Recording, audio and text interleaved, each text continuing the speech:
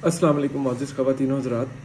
सबसे पहले आपको 12वें रोज़े की बहुत बहुत मुबारकबाद कि अल्लाह रब्बुल इज़्ज़त ने हमें 12वें रोज़े की सहरी रखने की तौफ़ीक़ अता फ़रमाई और अपने इस बाबरकत महीने की बरकत के अंदर हमें जो है वो ख़ास रहमतों और बरकतों वाले महीने के अंदर हम पे अपना ख़ास नज़ूल फ़रमाया, करम फ़रमाया कि अल्लाह ताला ने हमें एक नया दिन सेहत व तंदुरुस्ती के साथ अता फ़रमाया। मग़फ़िरत का अशरा चल रहा है और इसके अंदर बेतहाशा अपने लिए सबके लिए मग़फ़िरत की दुआ करें, अपने वालिदैन के लिए, जितने अज़ीज़ व अक़ारीब हैं सबके लिए। आज की ये वीडियो जो है इसके अंदर मैं ये कहना चाहूँगा कि किसी को भी गलत कहने से पहले अपने अंदर ये चीज़ नोट कर लें कि आपके अंदर कितनी गलतियाँ हैं या आपके अंदर कितनी खामियाँ हैं। हमारे नबी करीम आका दो जहाँ मोहम्मद मुस्तफ़ा सल्लल्लाहु अलैहि वसल्लम का फरमान है कि अगर तुम किसी के अंदर कोई ऐब देखो तो उसके ऊपर पर्दा डालो। लेकिन हम लोग उनसे बिल्कुल एक ऑपोजिट ट्रैक में चल रहे हैं कि अगर हम किसी के अंदर कोई गलती देख लेते हैं या उसका कोई ऐब हमें पता चल जाता है या कोई हमें उसकी बात पता चल जाती है तो जब तक हम उसको पूरे शहर में ना फैला दें तो हमारी रूह को, हमारे वजूद को जो है ना वो सुकून नहीं मिलता। लेकिन हम ये चीज़ भूल जाते हैं कि हम जिस नबी के उम्मती हैं उनके बिल्कुल अगेंस्ट हम ये काम कर रहे हैं। आपने कुफ़ार से भी जो गैर मुस्लिम थे आपके ज़माने में, आपने उन लोगों के साथ भी मोहब्बत और शफ़क़त फरमाई, उनके साथ भी आपने प्यार फरमाया। जैसा कि एक वाक़या जो हम सब जानते हैं, हमारी अगर हम स्टडी करें तो हमारे बचपन की किताबों में भी था। अब मुझे नहीं पता कि है या नहीं है, लेकिन उस टाइम में था जब मैं स्टूडेंट था।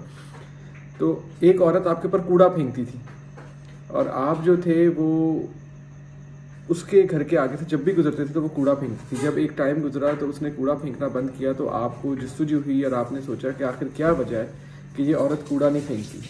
वो एक काफिर थी। आप उसकी हाल चाल आदत पता करने के लिए जब उसके घर में गए तो वो बीमार थी। आप उसके घर में गए, आपने जाके उसके घर की सफाई भी करी और उसके लिए खाना भी बनाया अपने हाथों से।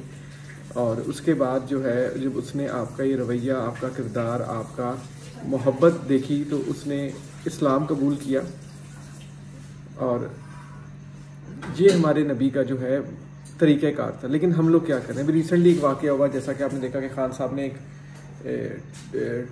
फंड रेजिंग के लिए एक टॉक रखी और उसका सहारा उन्होंने गलत लोगों से ले लिया। गलत लोगों से कैसे कि मीडिया के थ्रू लिया। आजकल आप भी जानते हैं, मैं भी जानता हूँ कि मीडिया कैसा है और मीडिया क्या किरदार अदा कर रहा है। जैसे अगर उनको लेना भी चाहिए था वो ज़रूर मीडिया के थ्रू जाते हैं, लेकिन हमारे पास हमारा एक कौमी चैनल है और उसको पीटीवी कहते हैं। हम लोग आजकल उसको बड़ा, उस चैनल को हम इतना प्रमोट नहीं करते जो कि हमारा असल हमारे इस्लामी जमहूरिया पाकिस्तान का चैनल है। हम उधर से हम उस तरफ नहीं जाते और हम दूसरे जो प्राइवेट चैनल्स हैं हम उनको ज़्यादा प्रेफर करते हैं, उनके एंकर्स को ज़्यादा प्रेफर करते हैं, उन लोगों को ज़्यादा प्रेफर करते हैं। अब उसके अंदर वो जो सारी आप सब जानते हैं कि वो जो एक एजेंडा था वो सारे का सारा एजेंडा फंड रेजिंग का था कि जिससे वो फंड इकट्ठा हो। फंड तो इकट्ठा हो गया, लेकिन आखिर में वो फंड इकट्ठा होने के बाद एक नया जो है वो उन्वान तैयार हो गया और एक नया चैप्टर के ऊपर बहस छिड़ गई सोशल मीडिया पे, टीवी चैनल्स पे। और वो ये कि इन्होंने एक आलम दीन इंसान हज़रत मौलाना तारिक जमील साहब, जो कि अल्लाह ताला ने ये उनके बस की बात नहीं है कि वो आके इस्लामिक बातें करते हैं या वो किसी मसलिक के जो हैं वो इतने बड़े इमाम हैं। अल्लाह ताला ने उनको ये सब कुछ अता फरमाया। इल्म को उन्होंने जो असल में देखा जाए तो अल्लामा साहब के पास, मौलाना साहब के पास असल इल्म की दौलत है। और वो क्या दौलत है? वो उनके पास कुरान की दौलत है, हदीस की दौलत है। उन्होंने जो है वो बहुत कुछ रिसर्च किया हुआ है, उन्होंने किताबों से बहुत इल्म हासिल किया हुआ है। अब अगर उनके किरदार की आप और उनकी आप अगर मकाम देखें बारगाह में तो उन्होंने नबी करीम सल्लल्लाहु अलैहि वसल्लम की सुन्नत को अदा कर दिया कि उन्होंने आके खुद से माफ़ी मांग ली। जबकि ऐसा मैं ये कहता, अगर लोग ये कहते ना कि आपने माफ़ी मांग के गलत किया या आपने माफ़ी मांग के सही किया, ये ना उनके बस की बात है ना ये हमारे बस की बात है। ठीक है, ये अल्लाह ताला ने उनके दिल में डाली। जो अल्फाज इंसान अपने मुंह से निकालता है वो इंसान के इख्तियार में नहीं होते, वो अल्लाह ताला की तरफ से निकल आते हैं, जाने अनजाने में निकल आते हैं। वरना कोई भी शख्स किसी को बुरा नहीं कहना चाहता, किसी को गलत नहीं कहना चाहता। अब इसी के बरक्स अगर हम सोशल मीडिया के जो हमारे एक्टर हैं हामिद मूसा, मैं उनकी बहुत इज्जत करता हूँ, बहुत इकराम करता हूँ और अल्लाह ताला ने उनको भी एक मीडिया लिंक से नवाजा है। लेकिन अगर देखा जाए ना तो गौर व फिक्र करने की ये बात है कि अल्लाह ताला ने जो उनको एक एंकर बनाया है कि लोग, लाखों लोग, करोड़ों लोग उनको टीवी पे बैठ के सुनते हैं, सोशल मीडिया उनके चैनल पे सुनते हैं, सारा कुछ करते हैं, क्या वो अपने फ़राइज़, ये जितने भी एंकर्स हैं, क्या ये अपनी इल्म की ताकत को सही तरीके से इस्तेमाल कर रहे हैं या नहीं कर रहे?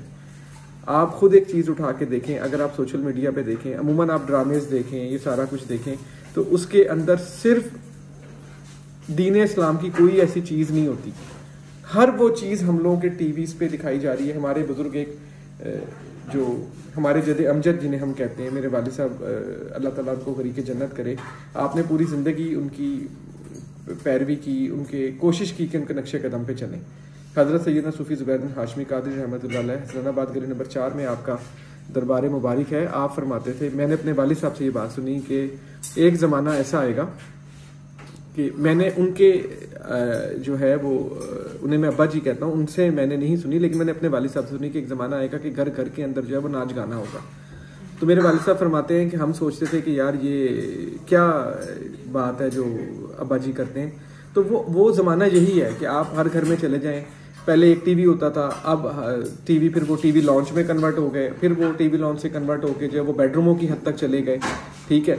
और यानी कि आप कोई भी चैनल उठा के देख लें तो वो, अब जैसे रमज़ान का बाबरकत महीना चल रहा है, ठीक है, एक बस वो 2 घंटे का 3 घंटे का एक सेशन आता है जिसके ऊपर वो 4-5 उलमा कराम को लेके बैठ जाते हैं, और उसके ऊपर वो उलमा कराम को तो बोलने ही नहीं देते, किसी भी मसले का उलमा कराम हो उसको बोलने नहीं देते। वो एक ही मसले, अगर कोई सवाल करता है तो वो कहते हैं जी आप बता दें, आप पहले तशरीह के उलमा कराम है, आप पहले सुन्नत वल जमात के उलमा कराम है, आप पहले हदीस के हैं, आप पहले वहाबी।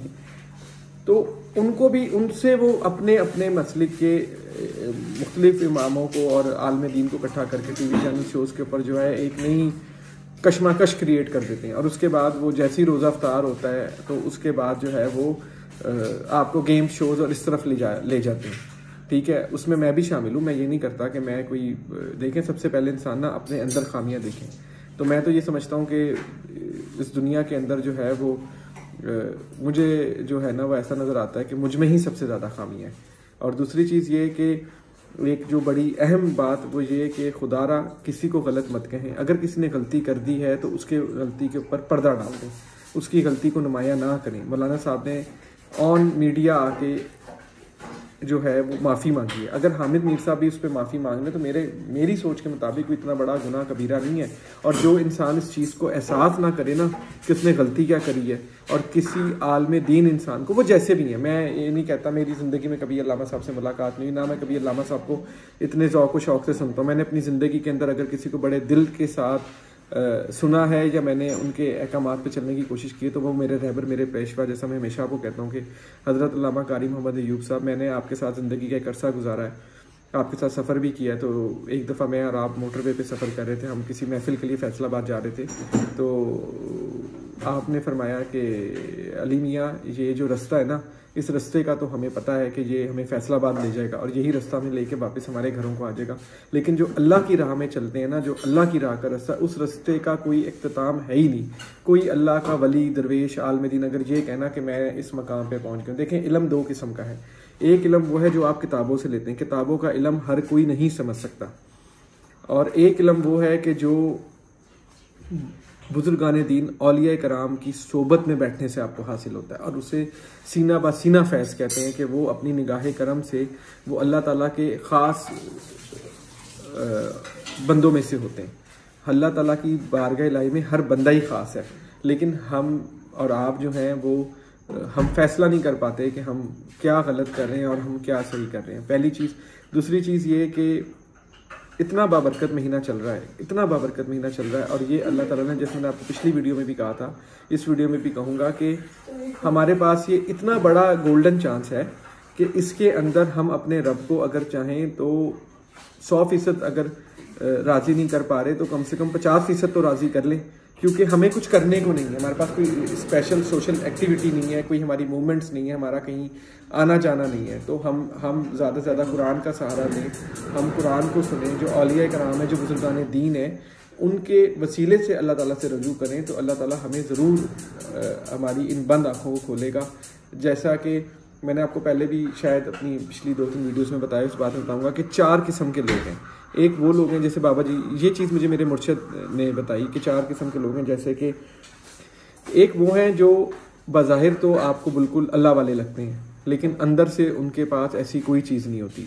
एक किस्म ये है इंसान की। दूसरी किस्म एक वो है कि जो बज़ाहिरी तौर पे तो बिल्कुल आपको जो है वो गलत किस्म के इंसान लगते हैं, लेकिन वो अंदर से इतने साफ़ होते हैं कि वो अल्लाह ताला के बहुत करीब होते हैं। एक वो लोग होते हैं जो अंदर से भी ख़राब होते हैं और बाहर से भी होते हैं।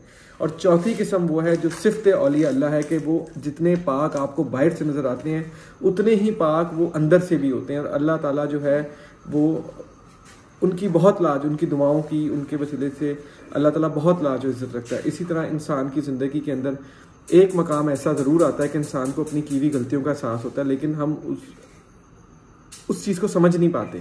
हमारे अंदर का जो ज़मीर है ना वो हमें ज़रूर मलामत करता है, लेकिन अल्लाह ताला हमें एक हद तक हिदायत देता है, एक हद तक हमें समझाने की कोशिश करता है। उसके बाद वो हमारे ऊपर अपने रहमत व करम के दरवाज़े बंद कर देता है, हमारे दिलों के ऊपर अपनी मोहर लगा देता है कि इसको अगर अब वो हिदायत देना भी चाहे तो ना, हम नहीं हिदायत ले पाते। इसी तरह मैं आप लोगों सबसे रिक्वेस्ट करूँगा कि कभी किसी को बुरा भला ना करें। और मैं एंड में अगर ये मेरी वीडियोस आप लोग शेयर करें और उसको सब्सक्राइब करें तो आपके वसीले से, आप लोगों के ज़रिए से मेरा ये पैगाम इमरान खान साहब तक भी पहुँचे कि खुदा का वास्ता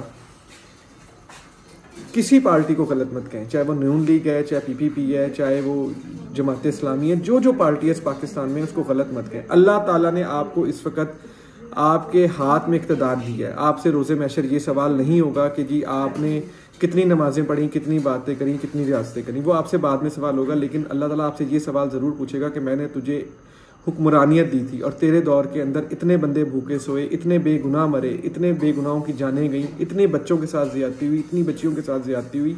ये सवाल इम्पॉर्टेंट है। और आपको किसी से दुआ कर, मेरे सोच के मुताबिक कि आपको किसी को दुआ करवाने की ज़रूरत नहीं है। अल्लाह ताला ने आपको ये 2 हाथ दिए हैं, आप खुद से इस कौम के लिए दुआ करें, अपने लिए दुआ करें कि या रब्बुल आलमीन तूने जो मुझे जिम्मेदारी दी है उम्मत मुस्लिमा की, इस्लामी जमहूरिया पाकिस्तान की, मैं नबी करीम आका दो जहाँ मोहम्मद मुस्तफ़ा सल्लल्लाहु अलैहि वसल्लम के वसीले से इस जिम्मेदारी को निभा सकूँ और मैं मुल्क को, कौम की खिदमत कर सकूँ।